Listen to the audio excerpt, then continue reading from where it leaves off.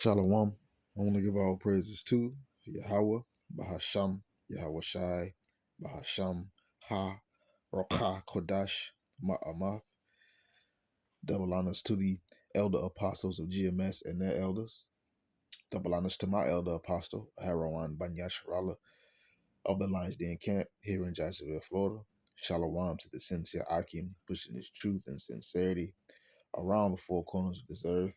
I'm Nakar Harab Banyasharala, coming out of the Lions Den Camp of Yasharala here in Jacksonville, Florida. And now today I'll be coming out with another lesson in this on this little video excerpt that the Bishop Canuck of this camp, Lions Den Camp, put in the group chat. And I just got a couple of scriptures and then I'm gonna end it. So without further ado.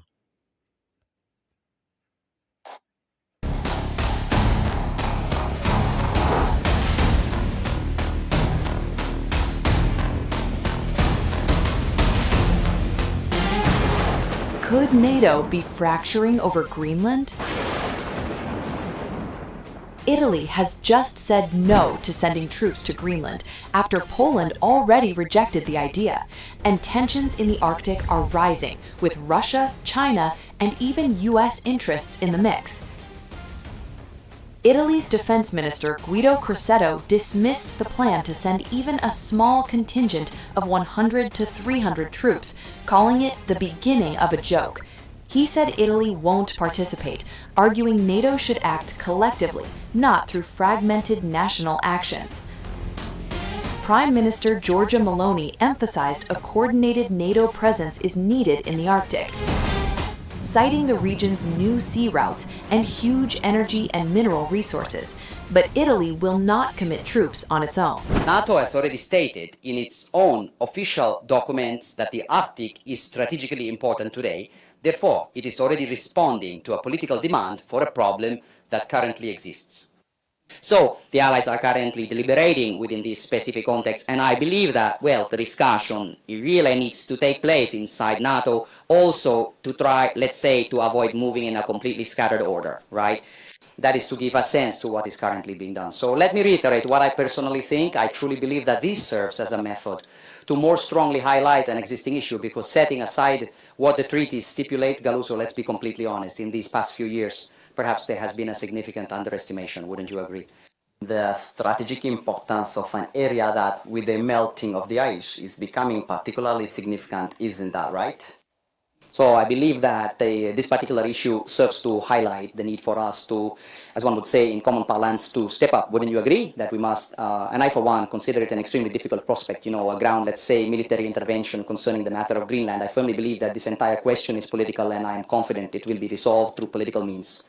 And it will clearly be resolved, in my opinion, with a greater commitment from all allies on an area that is strategic for everyone, not just for the United States, It is also for us, it is also for Europe, perhaps.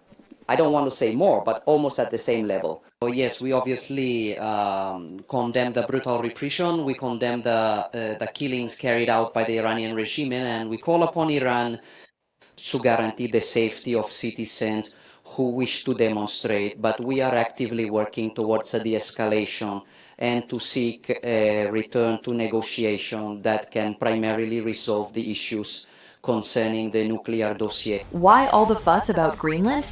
It's a Danish territory and NATO ally, but US President Trump showed interest in acquiring or influencing it. Right now, we are going to do something on Greenland, whether they like it or not. The Arctic is now a hotspot due to Russia's military buildup, China's push to become a near-Arctic state, strategic shipping lanes, and resource access. Poland already refused to send troops, with Prime Minister Donald Tusk warning that an attack by one NATO country on another would be the end of the world as we know it. Now Italy joins Poland in saying no unilateral deployments, raising questions about NATO's unity in the Arctic. This isn't just about Greenland.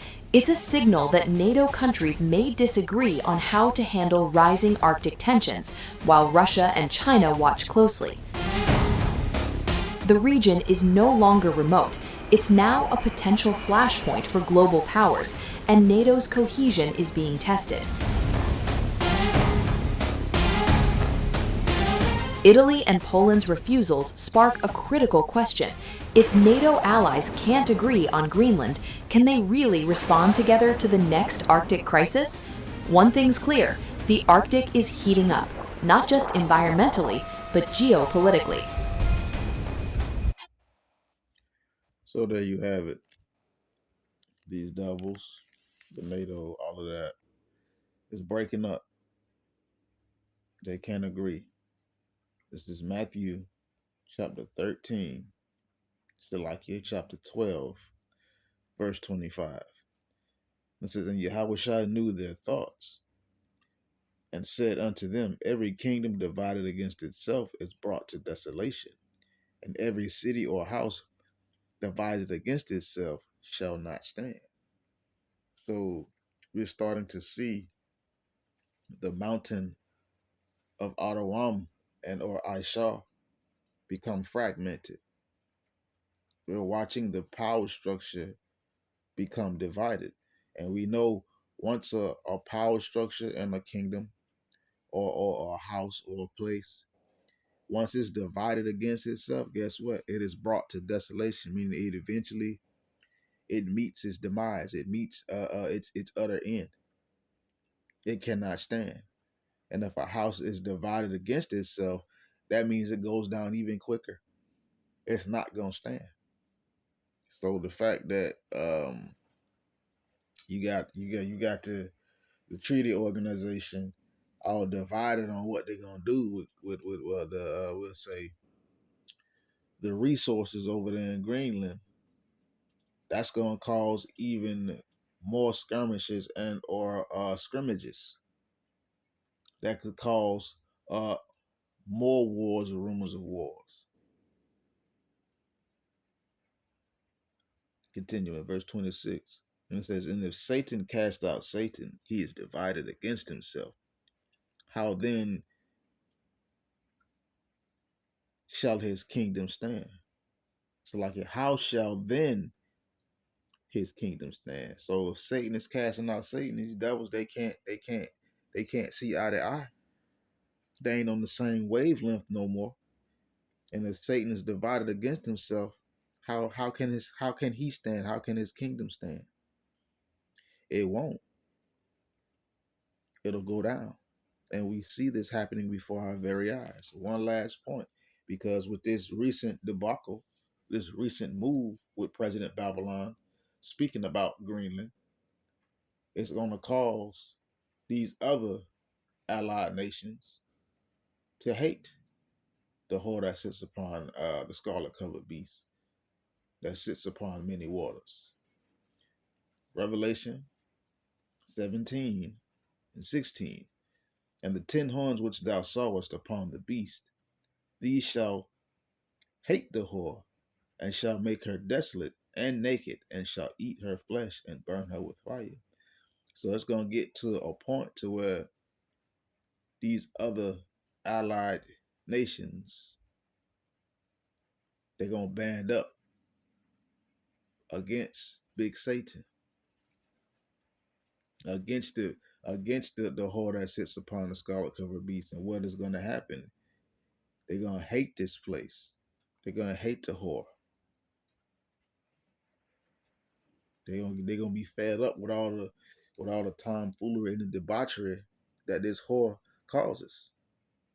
All kind of problems and negative repercussions and stuff. Eventually, they're gonna hate the whore and make her desolate. I mean, they're gonna come against Babylon in any way, form, or fashion that the Lord sees fit. And they're gonna make this place. They're gonna make this whore desolate and naked. I mean, they're gonna start taking away. They're gonna stop doing business. Commerce is gonna freeze, and so much, and all these other things. So why it says, and it says, it shall make her desolate and naked. This whore that sits upon the scarlet covered beast is a consumer and a consumer only. They don't produce anything. They just consume, consume, consume. So these other nations will be able to do that in the form of not doing business, rising taxes or tariffs or issuing sanctions. And eventually they're gonna eat. These are gonna eat this place, meaning they're gonna eat her flesh and burn her with fire, meaning they're gonna destroy. Eventually, they're gonna move to just be like, you know what? Elimination, annihilation, obliteration, termination, and that's what's gonna happen to this whore that sits upon the scarlet covered beast. You know, so we're gonna see more of this. The Lord gonna make President Babylon go too far. And with that, shalom.